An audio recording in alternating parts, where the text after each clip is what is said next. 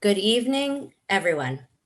On behalf of Hudi and myself, my brother Noam and Alana, and my sister Ayala and Shimi, our mother Sylvia, and our entire family, I would like to thank you all for joining us tonight, and especially to thank Rabbi Freundlich for his words of Torah that he will be dedicating in memory of our father, Asher ben Shalom HaKohen Ve'etel.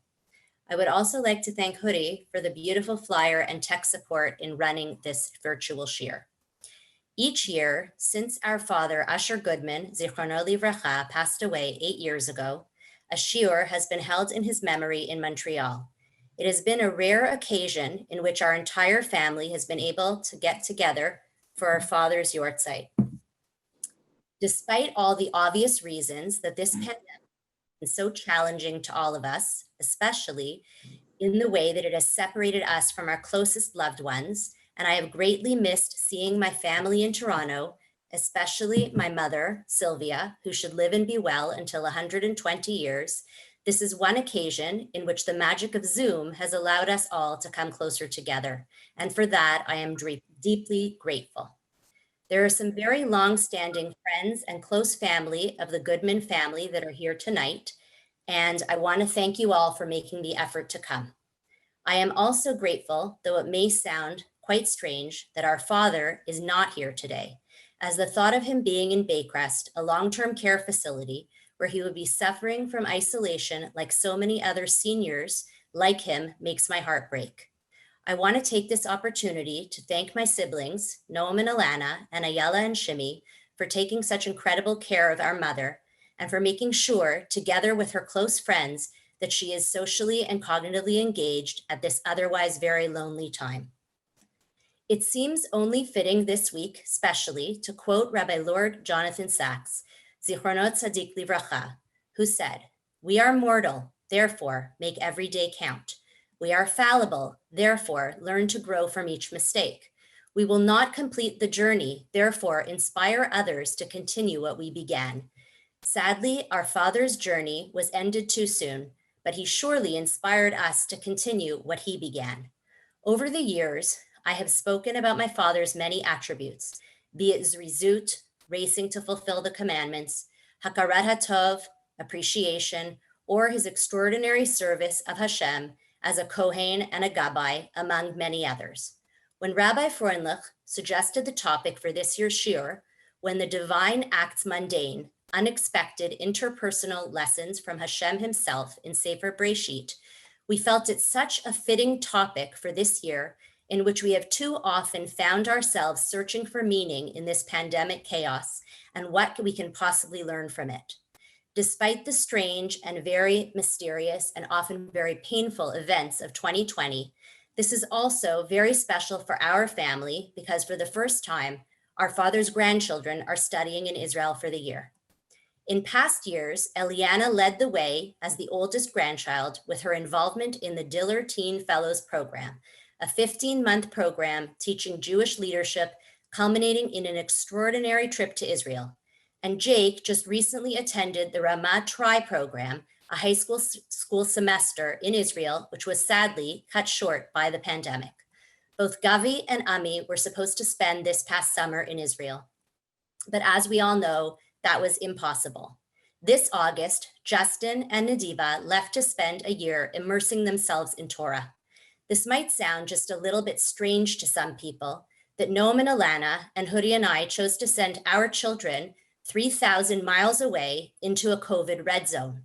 It would certainly have been simpler for us to have asked our children to stay home and attend CJEP or university online in their bedrooms, and yet with the role models that we had, our parents who did not ask us to come home during our years studying there, not for an intifada or for the Gulf War, it was just not an option.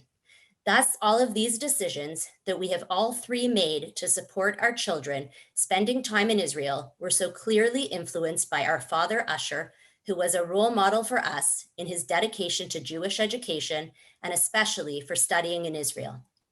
Both our parents made Israel central in our lives, taking us on trips there, sending us on summer programs, and sending each of us to study in yeshiva in Israel. This gave great pride to both of our parents, and as I have said in the past, but it bears repeating. Our father never made his daughters, Ayala or myself, feel that our learning in Israel was any less important for us than it was for Noam, and supported all three of us in our continued Jewish education. Our father had great love for each of his grandchildren and asked how each of them was doing and growing and learning. As I mentioned at his funeral, none of our children were fortunate enough to know whom their Zaidi really was as a healthy person. And it is for this reason that we continue with this shiur each year, so that all of his grandchildren can understand the kind of person that he was, and that Jewish education came above all else for him. So too for our mother, Sylvia. Yet our children have been extremely fortunate to have had Bubi Sylvie be a strong force and influence in their lives. All of our children have been blessed with Jewish day school educations and Jewish summer camp experiences, and many of them have been on summer programs to Israel. Both of our parents and our father in particular set this tone for us, and I know that he would be the proudest Zaidi possible that two of his grandchildren, Justin Goodman and Nadiva Aspler, are studying at yeshivot in Israel this year. It is for this reason that we have asked Noam and Alana's oldest child, Justin, who is studying at Yeshivat Torah Shraga, and our oldest child, Nadiva, who is studying at Midrashat Harova, to share Divrei Torah in memory of their Zaidi tonight. As a special treat, since we are all missing being in Israel so much, I have asked Nadiva to give us a little tour of the old city near where her school is, where she knows she is so lucky to be at the holiest place for Jews. Following Justin and Nadiva, the rabbi will give his shiur, and we will end with a Kel Malei Rachamim sung by Noam. Thank you all. Hello, everyone. I wanted to speak about a certain midah about my Zaidi Osher. So in this week's Parsha Chayei Sarah, in Perek Chaf Gimel Pasuk Tet Zayin, it states as follows: Vayishma Avraham el Efron, vayishkol Avraham le Efron et hakesef asher diber bo zevei nechet 400 shekel kesef over lesocher. And Rashi points out that Ephron's name is actually written without a vav, and Rashi continues that Ephron was a really big talker, but really when push came to shove, he did very little. We see this at the beginning of the Parsha, when Ephron offered Meirata Machpelah to Abraham for free. But when Abraham insisted on paying, he charged him an exorbitant amount of money.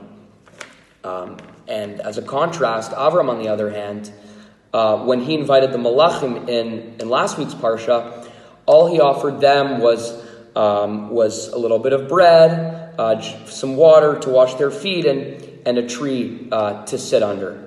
But one pasuk later, we see that he went above and beyond what the original offer was, and he gave them a great meal, and we see that he treated them extremely well. This trait of doing a lot and saying a little was really exemplified by Zaidi Osher. He was really knowledgeable, he was super informed, so intellectual, and yet he was really quiet and humble, and he really let his actions speak much louder than his words.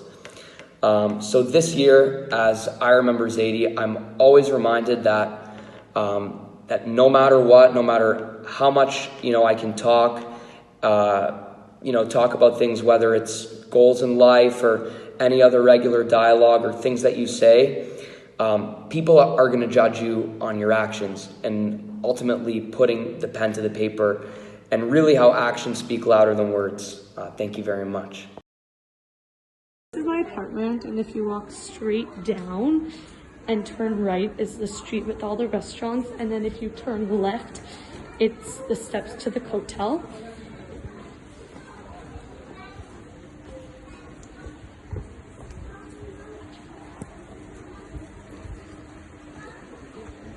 It's currently raining outside.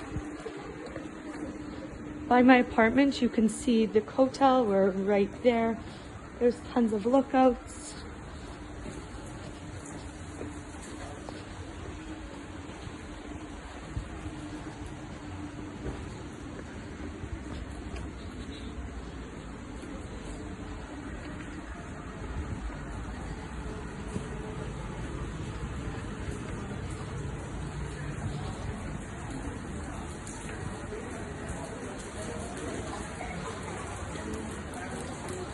So here's the steps to go down. And then if you turn here, we can walk through the street with all the restaurants.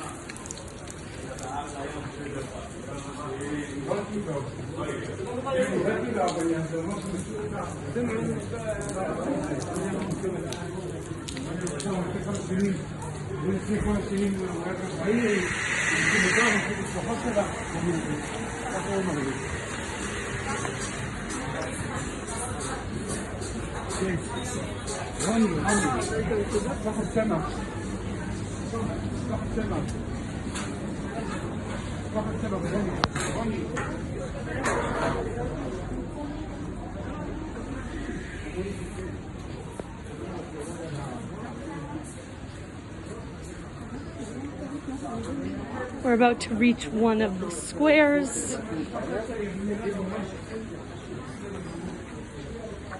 And then up from the square, if you continue walking straight, is my school. Stairs, you walk up and turn right, and then we're at my school.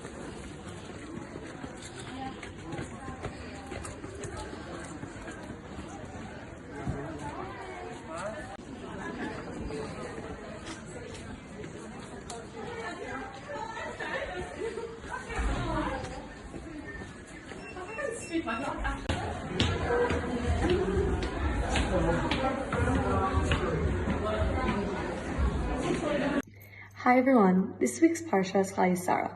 Sarah's life was beautiful and long, but she did have many difficulties and struggles. She was devoted to Avram and dedicated to Yitzchak. From the name of the Parsha, we assume it would be about Sarah and her life, but it's not. The Parsha focuses on Yitzchak and Rivka. We read that Yitzchak took Rivka to Sarah's tent and they got married, as well as after Avram passes away, Hashem blesses Yitzchak. We learn that all these events actually give honor to Sarah through the only child she was able to have. She paved the way for Yitzchak through the way she lived her life and her actions. The same way that Sarah paved the path for Yitzchak's life with all her amazing acts, my Zaidi Osher paved the way for all our lives. Zaidi was someone who was dedicated to learning, extremely smart, organized, and always welcomed everyone with a smile, even through hard times. Zaidi is one of the reasons I am here in seminary today. We have all learned so much from Zaidi and have took what we have learned and applied it to our daily lives. I hope that these words of Torah will help give Zaidi Osher's neshama an aliyah. Thank you, Nadiva and Justin and Rabbi. If you don't mind, I'm going to say one thing, which is that I saw somebody come on later on who I wanted to acknowledge.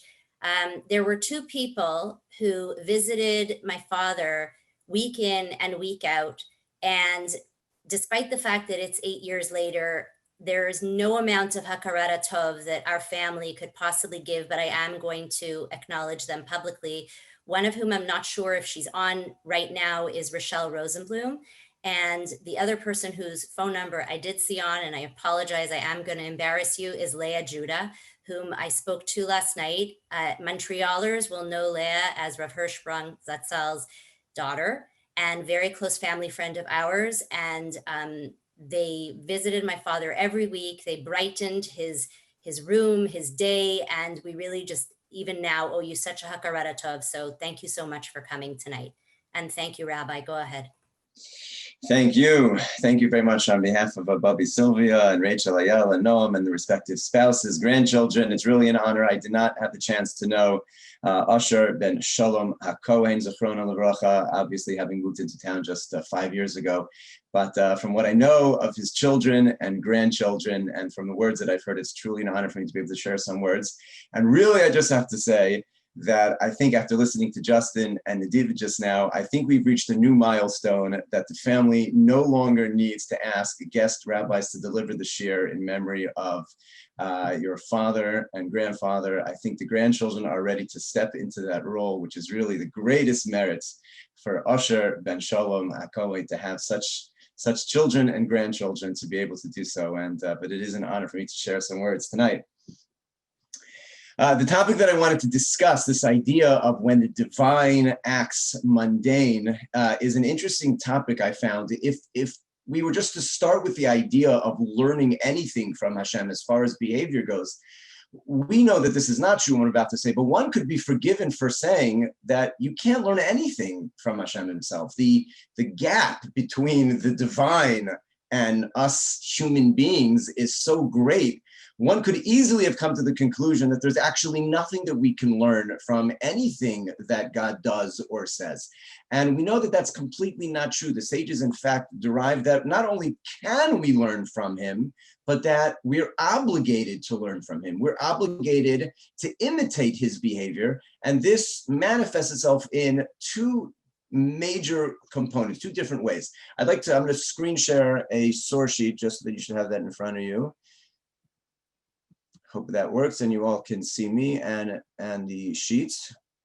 The Gemara says, I'm going to be reading not much out of the sheet, but just as a way of following along. The Gemara says that there's a pasuk, Achrei Hashem Elokechem Telechem. Moshe says in Sefer Devarim, you have to walk after Hashem, literally follow in his ways. And the Gemara is bothered, you can't follow after Hashem in a literal way, besides for the obvious reasons.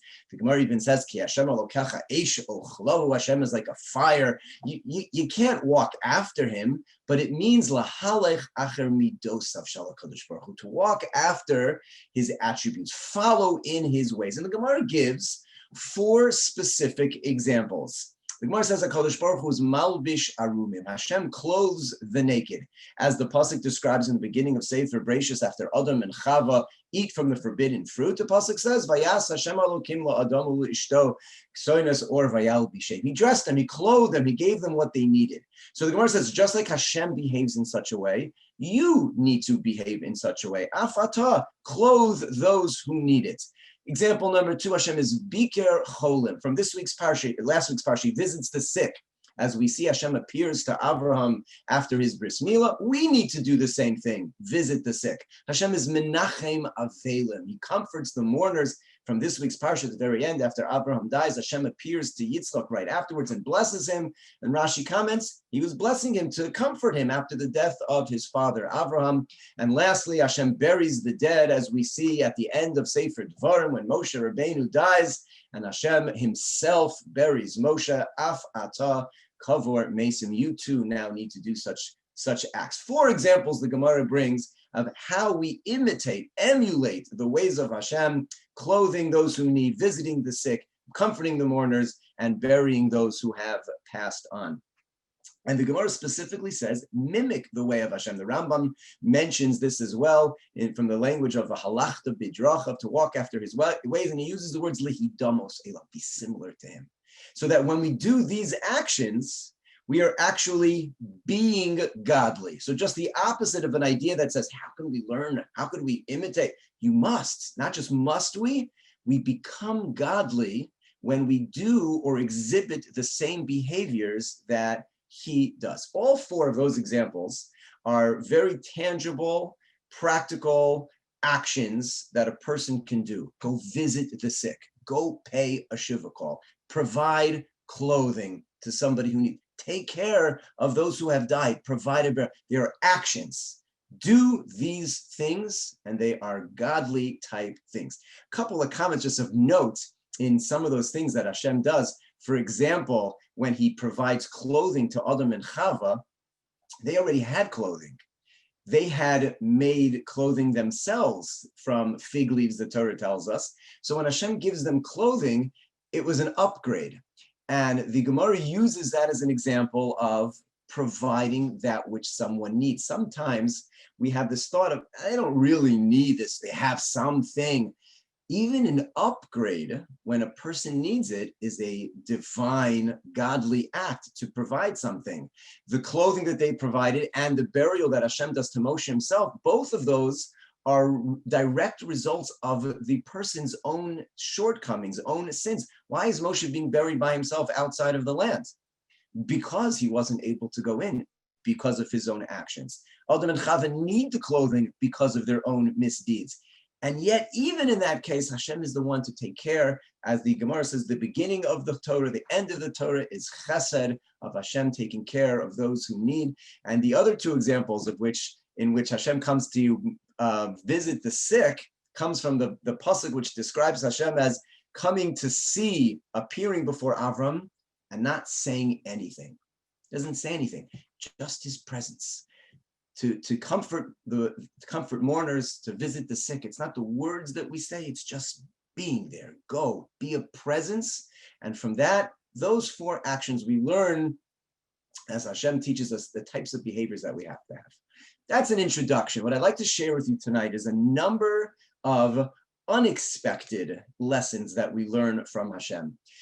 Situations in which I would almost go so far as to say that the psukim, the verses that we're going to find these lessons from, all reflect something that's literally pedestrian. It's mundane. You would almost say, how could Hashem himself do that or act that way or write that into the Chumash? It seems so strange. It's not like these first 4 examples, which are classic acts of kindness. Visiting the sick, burying the dead, providing clothing, wonderful.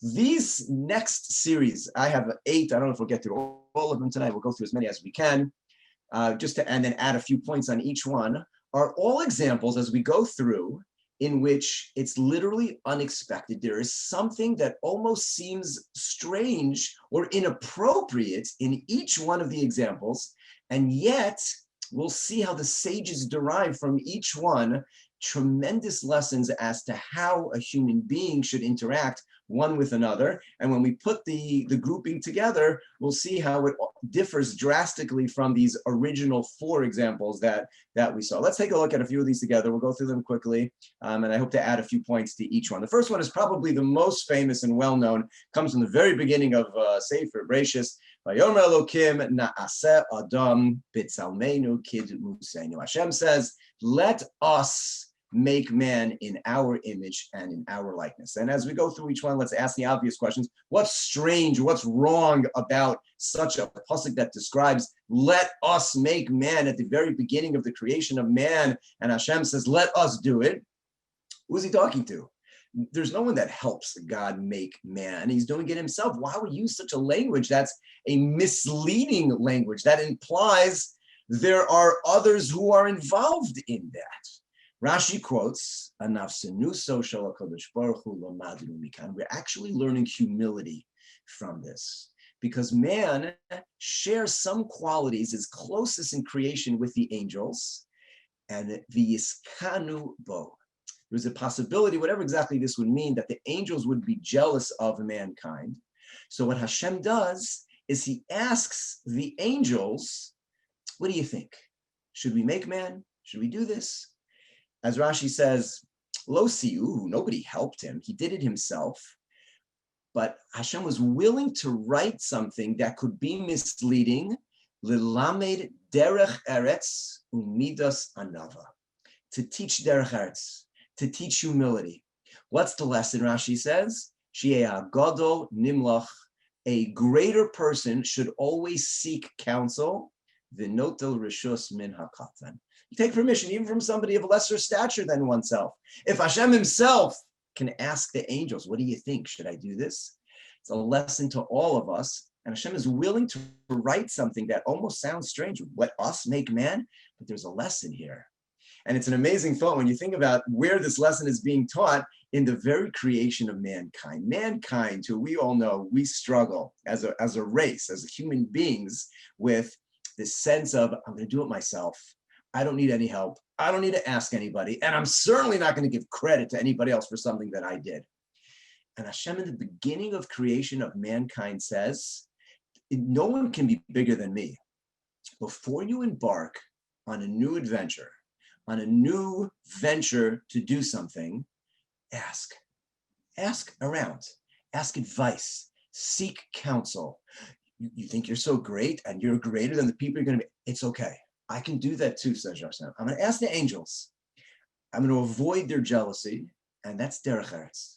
Derech eretz and anava, ask others before you embark on a new venture. And that is the trait specifically in the creation of mankind that we are taught. Example number 1, we'll leave it at that. Let's move on. There are another example that we find again in Parshas Bereshis is the following: when Adam and Chava eat from the forbidden fruits, The Torah describes Vayishma'u es kol Hashem Elokim nishalech began. They hear the sound of Hashem moving in the garden, the Ruach Hayom, by the wind of the day. So man, Adam and Chava hide as they hear Hashem's sound moving through the garden. Calls out to man, Hashem does, and asks, where are you? Now again, we ask the obvious question, why is that a strange thing to put into the Chumash? Hashem is calling out and asking, where are you? What do you mean he's calling out and asking, where are you? He knows exactly where Adam is. What's the purpose of such a thing? Why would he write that into the Chumash? Both the Ramban and Rashi, picking up on different phrases here, pick up on the same idea. Here we have an instance in which a person has done something wrong, and they're going to be punished. They're going to be confronted with it. They're going to have to address a major issue. What's accomplished? Let's start with Rashi. What's accomplished with calling out Ayaka?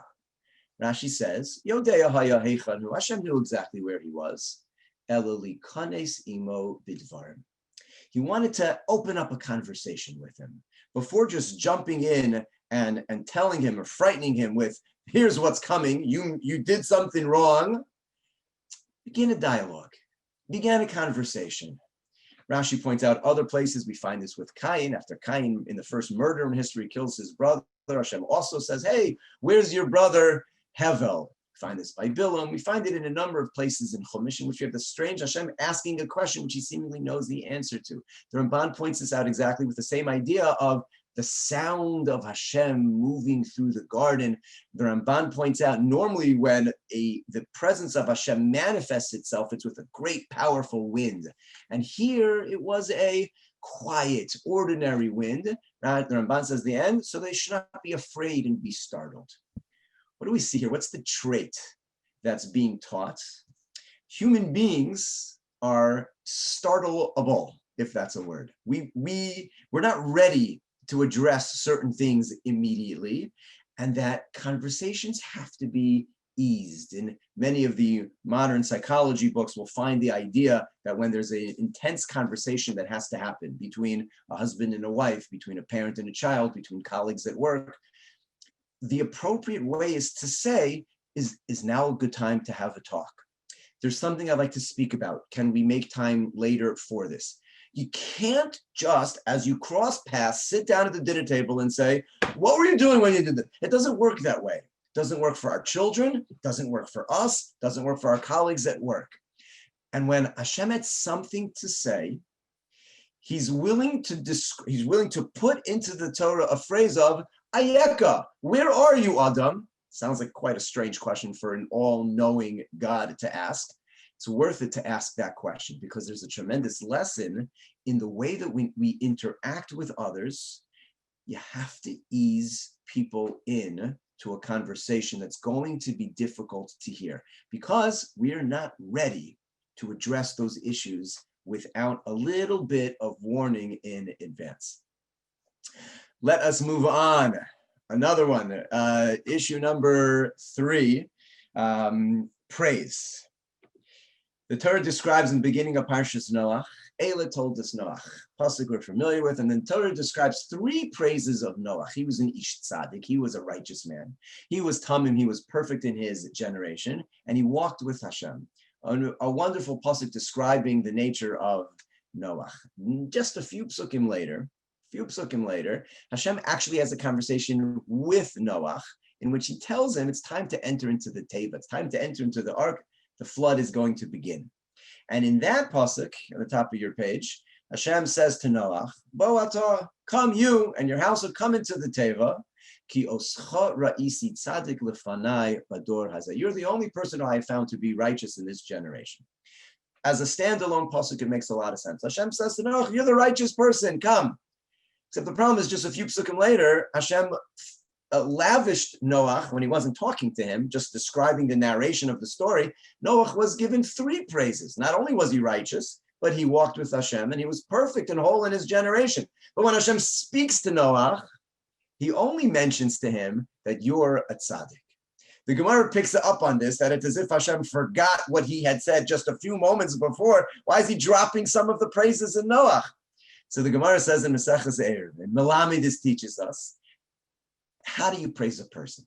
Miktsas shvacho shel adam omrim bifanav. You're allowed to say a little bit of a person's praise when you're talking to them. V'kulo shelo bifanav. But when you're not in front of him, you can say whatever you want. This is a very interesting behavior that we learn from Hashem.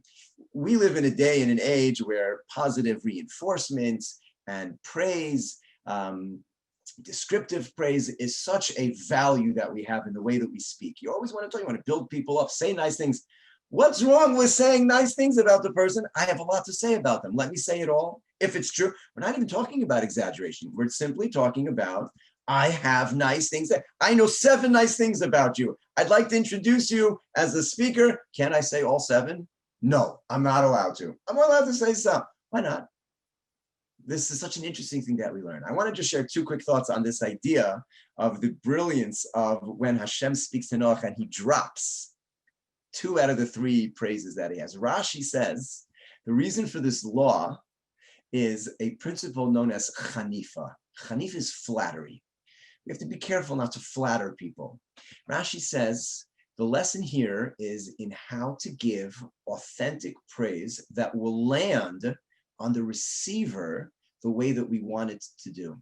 Rashi explains, if I'm praising somebody, whatever the situation may be, and I'm giving them praise, and I say everything that I know, I lay it all out there.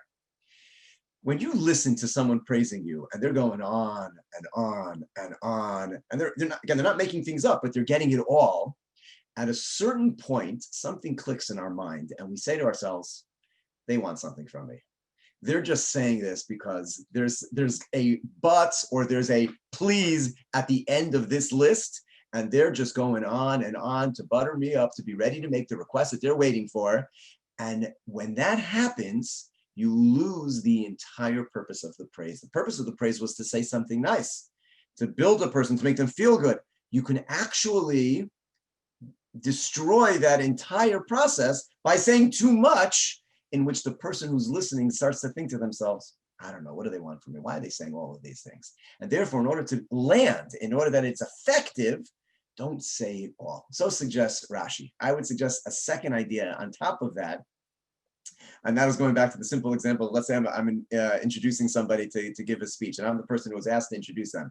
So I think to myself, oh, this is going to be a big task. I got to introduce them. I got to get it all right. So I put the whole thing together, and I give the list. And I say 6 things, 7 things, whatever it is that I say. The listener who's being introduced has the possibility of saying to themselves, that's it. You said everything you know about me. There's nothing left to praise.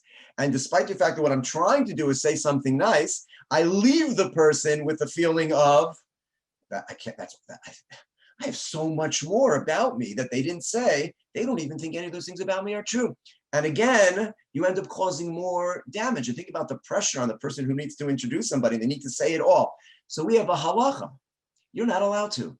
The listener should never think he or she is being told everything about. Nope. And you never need to feel the pressure when you're introducing somebody, but you have to say it all. And so we have this low level. The pressure is removed.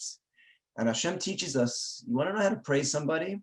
I know about Noach 3 things. He was righteous, he was perfect, and he walked with Hashem. But when I'm talking to Noach, I'm only going to tell him that he was righteous. There are more things, I'm not going to say them. And that is a way that we interact.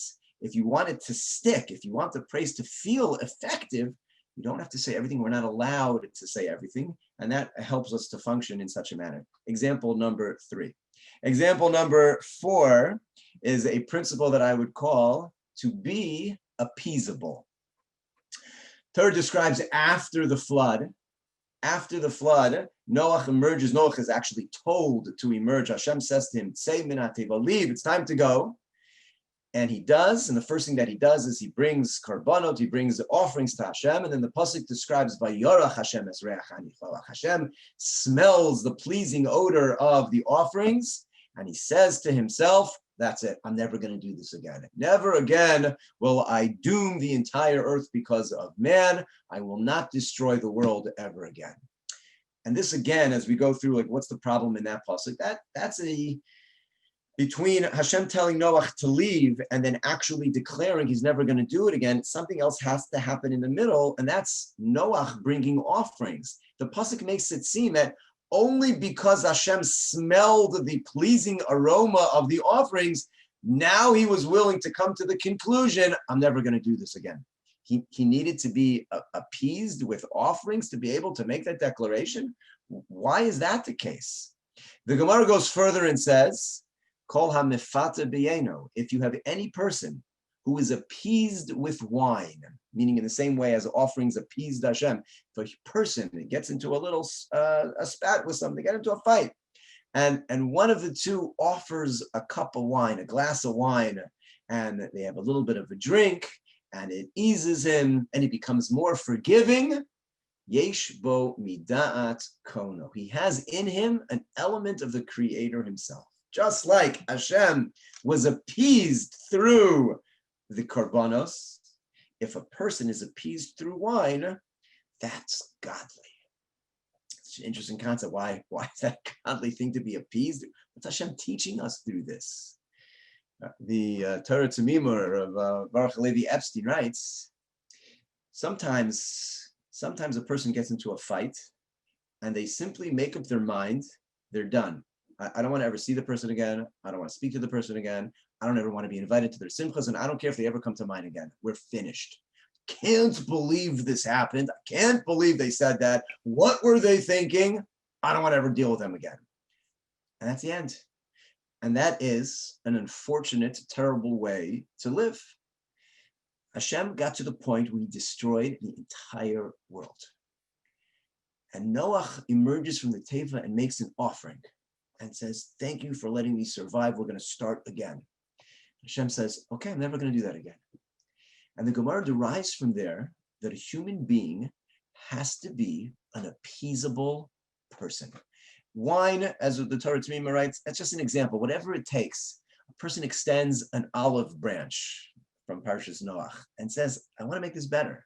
I don't want to still be in this fight. I don't want to go on this way. The lesson that Hashem is trying to teach us is be a person who can be appeased. It's okay. It's okay that they gave you a gift and said, let's make up. And you accepted it and said, okay. It's okay. They sent flowers and you said, you know what? I'm willing to forgive. It's okay. That's a way to live, to become an appeasable person. Who do we learn that from? We learn that from Hashem himself, who was willing to be appeased, to smell the aroma and say, I won't do this again.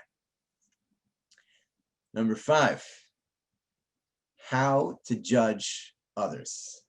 Right after the story of Noah, we have the Tower of Babel. A group of people come together, they build a tower up to the heavens, and the pasuk describes, Vayered Hashem liros es ha'ir v'es hamigdal. Hashem descended to take a look at the city and the tower. What's going on down there, Hashem says.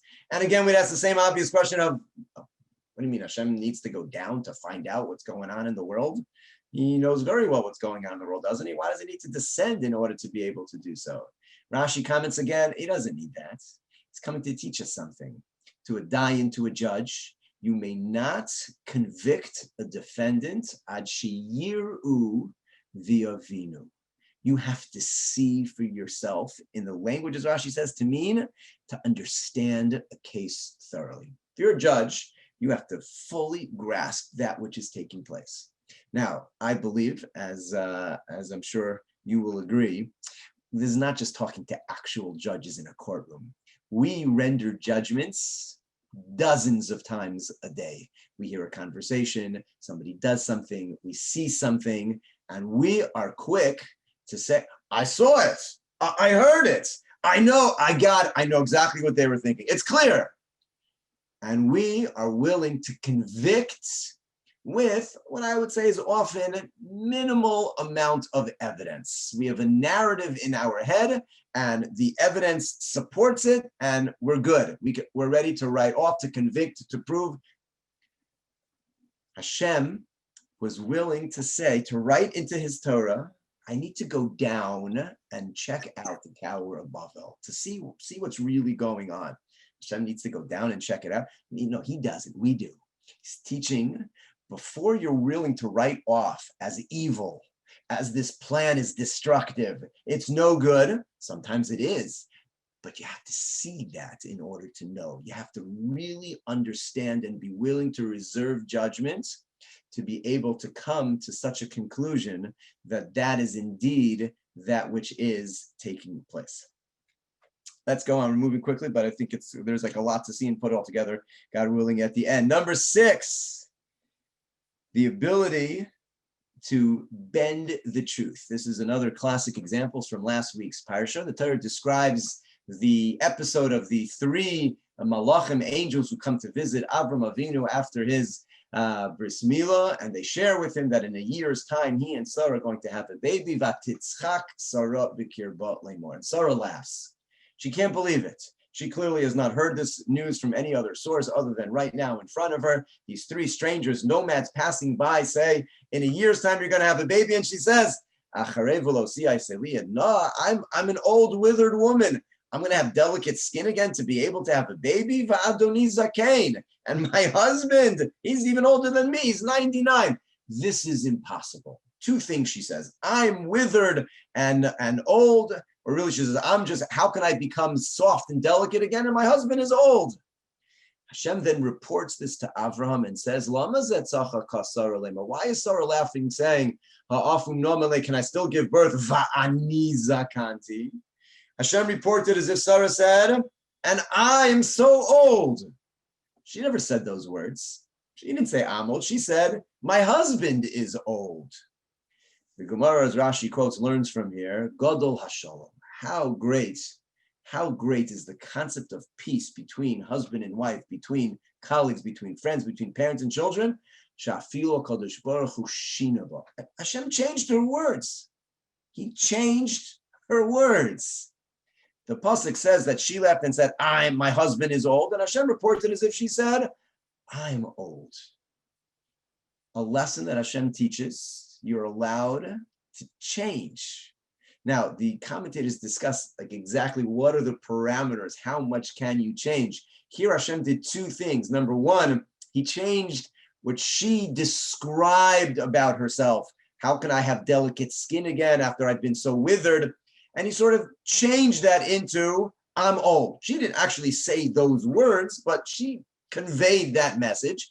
And then when she said, and my husband is old, Hashem sort of just drops that. He doesn't mention anything about it. So he's mishana, he changed. He adapted her words and put it in a different phrase than what she used. And he leaves out a little bit about what she actually said about her husband. Gadol Hashalom, you're allowed to do that in order to maintain peace. And here we learn 2 magnificent lessons of the value of how to speak in terms of maintaining shalom.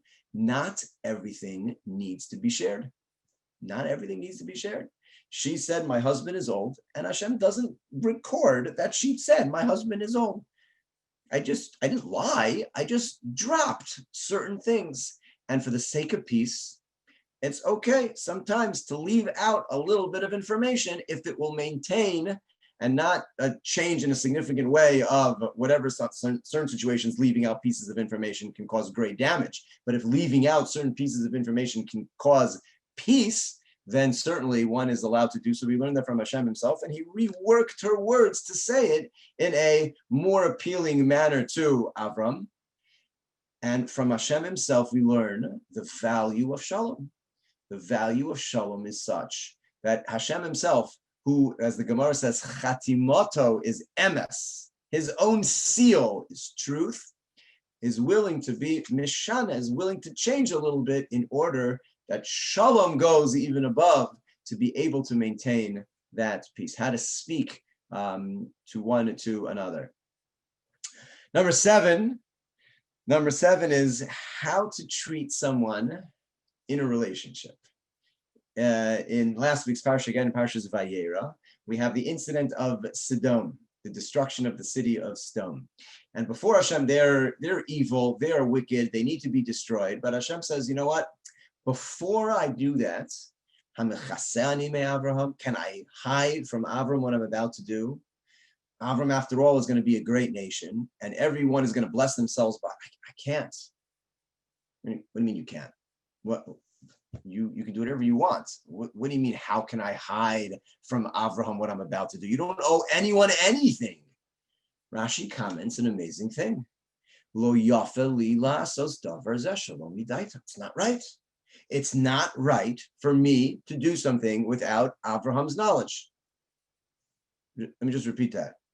Hashem himself, creator of heaven and earth, says, this would not be right for me to do something without telling Abraham. Why not? Because I gave him this land. 5 cities are part of the land. I called him Avram, which means he's a father of all the nations. Can I destroy the children without informing the father? And he loves me. He loves me. How can I tell him? From here again, despite puts into his chumash, you can't do something without telling Avram. You can do whatever you want. No, I'm teaching you how to behave in a relationship. If there's a relationship and 2 people love each other, how can I do something that will impact the other and not tell him? It's not right. Lo yafeli. It is not appropriate for me to behave in such a manner. And Hashem himself says, I have to tell Avram. It's not right, because that's how a relationship functions. It functions with communication, with sharing things that are taking place. And it is Hashem himself who's going to teach us how to behave in such a relationship, despite the fact that the difference between Hashem and mankind is so vast. If Avraham loves me, Hashem says, I'm not going to do something that's going to impact him without sharing it. Lilame, to teach how it is that we function in such a relationship. Last one, and then we'll tie all this together. It's Hashem, and that is when it comes to viewing actions of others. It's continuing the story of the destruction of Sodom. Hashem describes that after when he decides that he's going to destroy the city, he says again, Za'akasdom va'amora ki rabba, the outcry of Sodom and Amorah is so great. Erdana ve'er'eh. I need to go down and see if they are indeed acting in accordance with the outcry that has come to me. And if they are acting in the same way that the outcry is coming up from the cities, kala, I'm going to destroy them. V'imlo eida'ah. But if they're not acting in such a terrible way, then I'll know and I'll leave them alone. And again, we would ask the same question. We ask, what Hashem says, I'm going to go down and see if the outcry is indeed as bad as it sounds. And then if it is, I'll destroy them. But if not, I'll leave them alone. What are you talking about? I need to go down and see what's going on. So Rashi here comments like he did earlier when it came to the Tower of Babel, that he wanted to teach a judge to go check it out for himself. The Orach Chaim, Reb Chaim ben Atta, who lived in the 1700s, makes an unbelievable comment and tremendous insight on this particular instance in which Hashem desires to destroy the city, but he says, I need to go down and check it out. And he explains that Hashem was allowing us insight into his kindness and mercy. And he explains as follows: total absolute fairness, justice would say, whenever you judge somebody, you judge the person who has sinned and the person who they sinned against, who they offended, and each one according to their stature.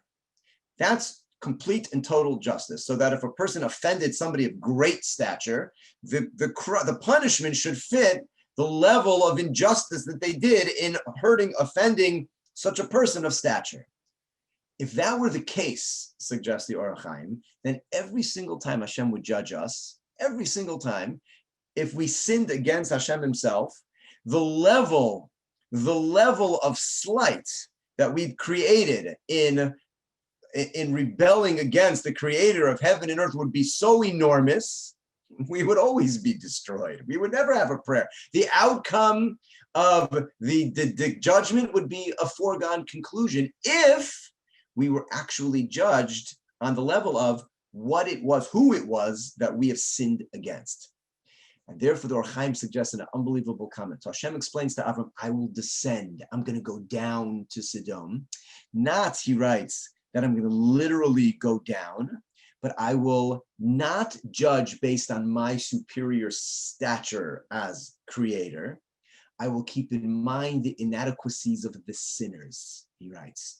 I will judge them based on who they are, not based on who they sinned against. In his last line here, he writes, Hashem lowers his own profile to give the defendant an additional chance to downgrade his sin. This is a tremendous insight. In the same situation, we are regularly, welcome to life, we get offended. Somebody does something to us. They forget a birthday, they forget to say thank you, they forget that they asked us to go somewhere and then they stood us up. 1,000 things that happen in which we are offended by what someone did to us. And we so often have the reaction of, to me? How could they have done that to me? Don't they know who I am? How could that have, how? And our personal affront is so great that it colors the objective level of sin that was committed, of forgetfulness, of a comment that shouldn't have been made, because we interpret it in the context, not just of what they did, but in how it landed against us. And in that context, we see it as far worse because of the way that it offends us. Hashem himself, before destroying Sodom, says, I'm going to go down. I'm going to lower my own stature so that I can see their behavior just for what it is, not for what it is as it relates to me, just for what it is, given their own inadequacies in an objective way.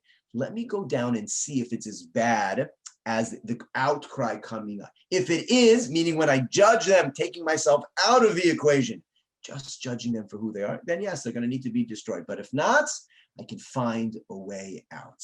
An insight as to how we relate to the everyday misdeeds done against us, the affronts to ourselves, of to be able to remove the personal affront, just look at what was done to lower the temperature, to lower it from the offense that we take, which then once we get emotional with the level of offense, it's hard for us to deal with, to try to take ourselves out of the equation and just see the act. They forgot. Okay, they forgot, it hurt me. But if it's just they forgot, it's so much easier to be able to, now not easy to do this, but lessons. Just want to sum up these 8. The first 4 that the Gemara says that we learn from the explicit psukim are acts of kindness that Hashem does. He clothes the naked, he visits the sick, he buries the dead, and he provides comfort to mourners. They're things that he does. The sages see an entire list, I'm sure there are more, these are just 8 from the recent weeks that we've been reading, an entirely different category of behavior, a way of interacting, of relationships. Think about the 8 that we did. Humility, always seek counsel.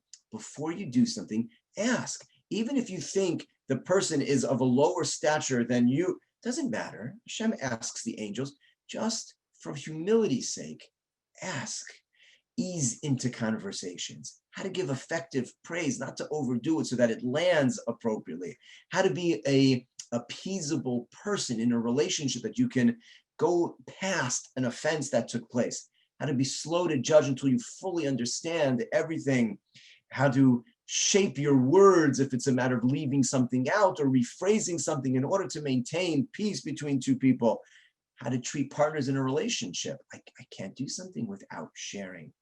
And how to take oneself out of the equation to measure the things that are done to a person. These are qualities that are not actions like clothing the sick, visiting the dead, clothing the naked, visiting the sick, comforting the mourning and burying the dead. These are a way to relate to people. It's a way to speak. It's a way to think and develop relationships.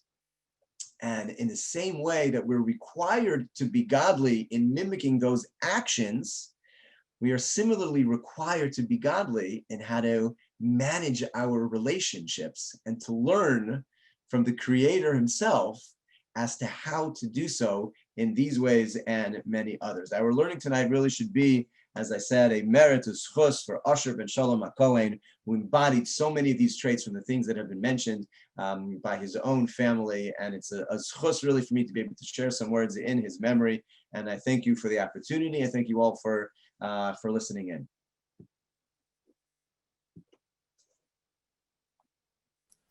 Thank you, Rabbi. Noam, are you on? Yes, can you hear me? Yes. Okay. Thank you, Rabbi Freundlich. Yasher Koach on behalf of the entire family for the most meaningful Dvar Torah that you just delivered. And I know you've done it in the past and we haven't been able to attend. And as Rachel mentioned, we're very happy. The one fringe benefit of this pandemic is we're able to gather together tonight and actually participate. I wanted to specifically thank Rachel for arranging this evening. And thank you everyone who joined us, friends, family in Toronto, Montreal, and in other places, the US and elsewhere. And also want to thank a number of our Israeli relatives who are now in the United States, joined as well. If my father were here tonight, my father, Oliver Shalom, were here tonight, he would say, Rachel, you started 1 minute and 12 seconds late, and now it's 8:29, and you announced that this is going to take 1 hour. So, Noam, you have 45 seconds to present the Kelma Lirachamim. My father, as everyone knows, anyone who met him, was extremely precise. He was precise, first and foremost, with anything relating to time. He used to check his watch every day at 1 p.m. and he would set it by the CBC 1 p.m. signal or CFRB, I can't remember. And then he would tell me, Noah, what time do you have? And I would say, I have 10 whatever. And he would say, you're 12 seconds slow. His speech was precise. He kept appointments very precisely. And everything he did with his life was really precise, and I think it ties into one of the midot of Hashem that Rabbi Freundlich mentioned. So, in order not to make anyone late, in my father's memory, Lilui Nishmas Rav Osher ben Rav Shalom HaKohen, thank you, and I'd like to conclude with Kelma Lirachamim.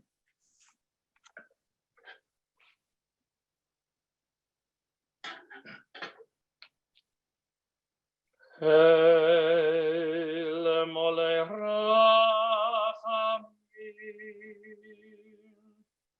shochein b'merami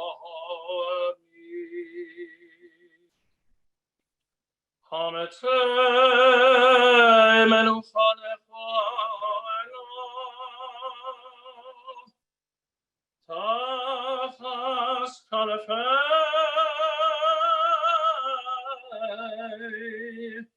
HaShekhinah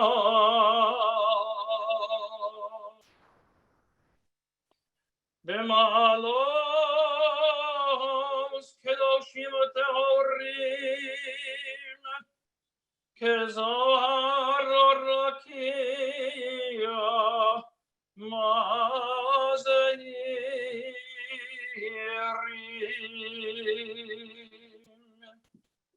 es nishma Rabbi Osher, Avi Mori, Rabbi Osher, ben Rabbi Shalom HaKohen, she'alach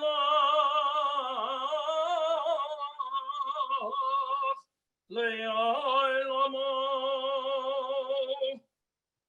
bavur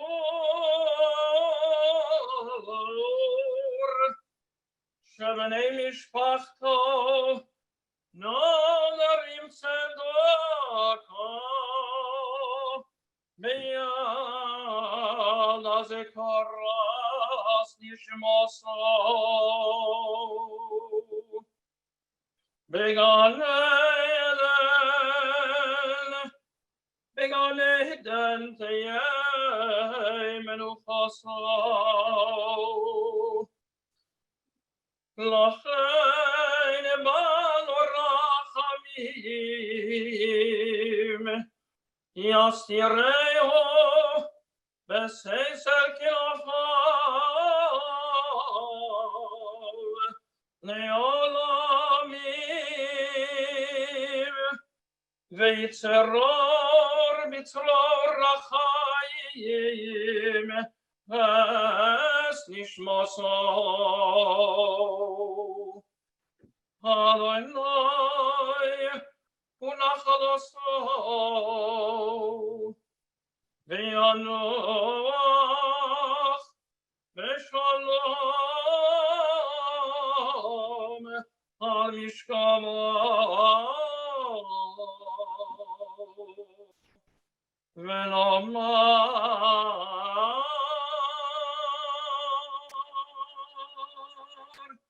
Amen.